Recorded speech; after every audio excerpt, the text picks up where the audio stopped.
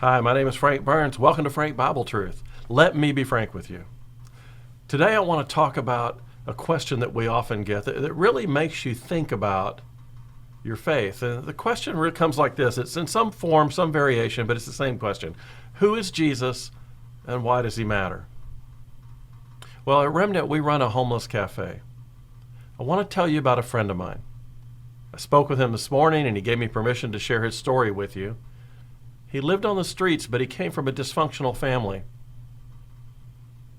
He never really got along with his brothers and sisters. His parents were dirt poor.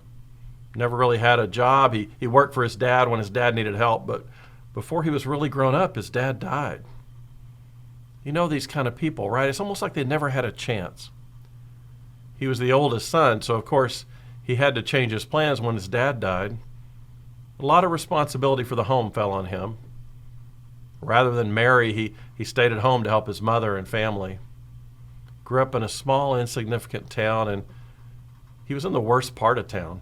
He was a nobody in a nowhere town, really going nowhere. For the most part, he stayed to himself. He was super bright, but he seemed to downplay it. He could have continued learning in school, but instead he just kind of walked away from it. He seemed a bit odd, smarter than everybody it seemed, but still living at home with mom. Kind of a mama's boy. He's very pleasant. Everybody liked him. But at times he just seemed to be lost in thought. Eventually he decided that he needed to go out and see part of the world, but with no money, all he could do was just start walking. So he left and started walking from place to place. He was homeless, but he was used to being poor and never really had anything he'd call his own. Didn't seem to bother him much. All his friends were homeless too. They just wandered from place to place, eating what they could find, sleeping out in the open. Grown men shouldn't be hanging out together like that. They were likely up to no good, people said. A lot of people thought his real problem was mental illness. Sometimes what he said didn't make a lot of sense. One time when it got really bad, his mother brought his brothers with her and essentially tried to commit him. They thought his delusions had gone far enough. He got out of it by basically saying they weren't his family anymore. Couldn't really take medicine for mental illness back when he lived. He lived a bit before that kind of treatment was available.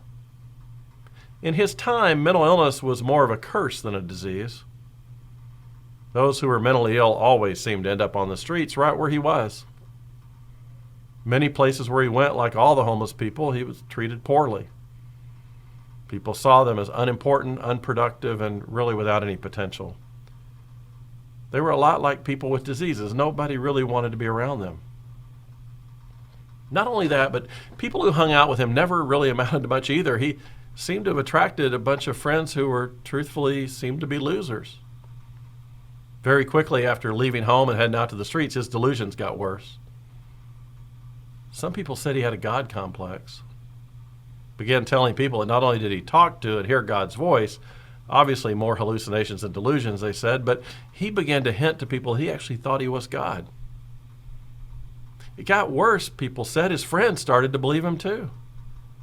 They too developed his Messiah complex. They said he wasn't born of man, but his father was God. He must have brainwashed them, people said. They said that he must have been drunk with alcohol or worse. He went from town to town telling his stories, and almost everywhere he went, people started to believe him. He gathered such a following that the leaders of the church began to follow him and tried to silence him. He was misleading a lot of people, they said. Over time, it looked like his illness seemed to get worse and worse. At one point, he told the disciples if they truly followed him, they'd have to eat his body and drink his blood. He told them if they weren't willing to die for him, that they didn't truly love him or deserve to follow him. He took them to places where respectable men shouldn't really go. His crazy story stirred up every town that he went to, but everything always went crazy when he came to a place of worship.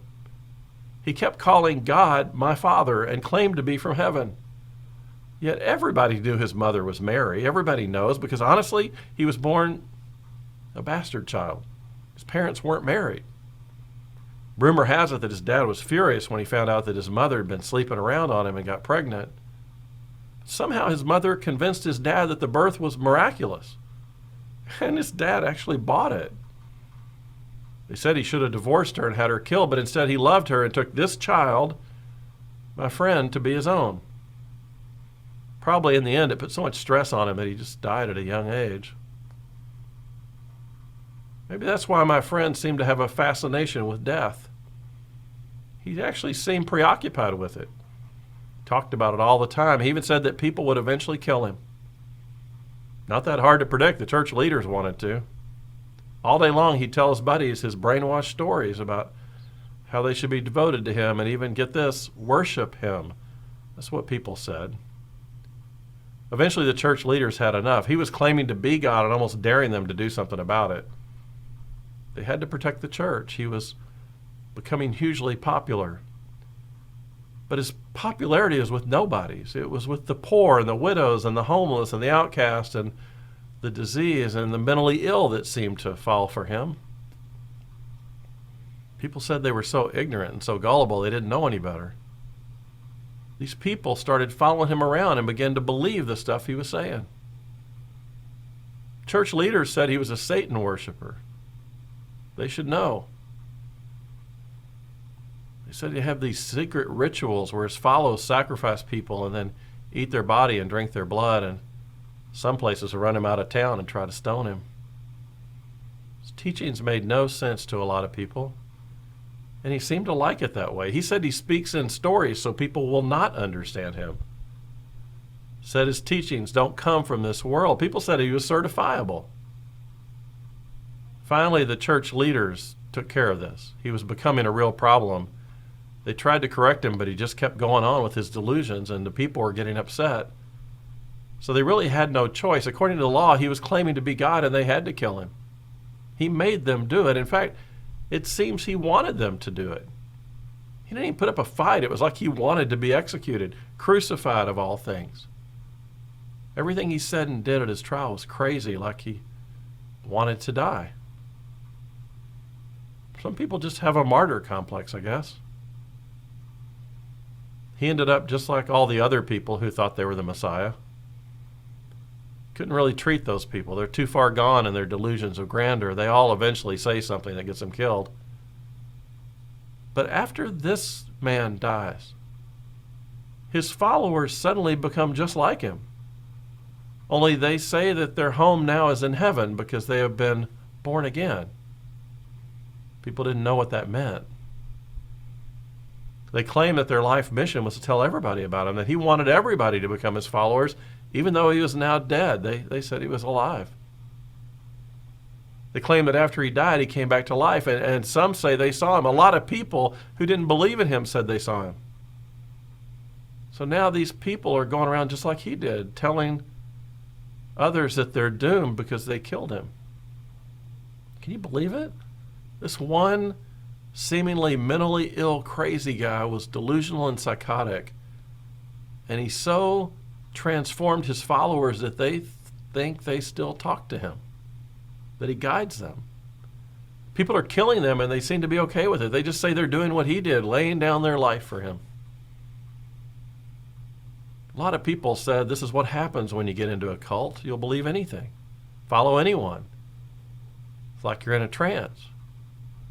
They say you can't talk sense into anyone. That's how these people were. They called themselves the Way. The leaders kicked them out of the temple, took away their jobs, took their money, their stuff, and they just left and said they were going to Samaria and beyond. The crazy thing, this guy who died supposedly went up to heaven, and get this, the people say he's coming back for him. A lot of people said, who in their right mind would ever believe this stuff? And yet that's the story of Jesus. A man who walked on earth for 33 years and never traveled more than 200 miles from home. A man who came from nowhere, nobody town. Why do you think we're still talking about him today? Why are there churches in every town? Why did we change even the way we keep track of time, measuring BC and AD? Why have millions of people been martyred for believing him? Why did people fight crusades in his name? Why do people hate him? Who is Jesus and why does he matter? Why does he stir up people if he's been dead for 2,000 years?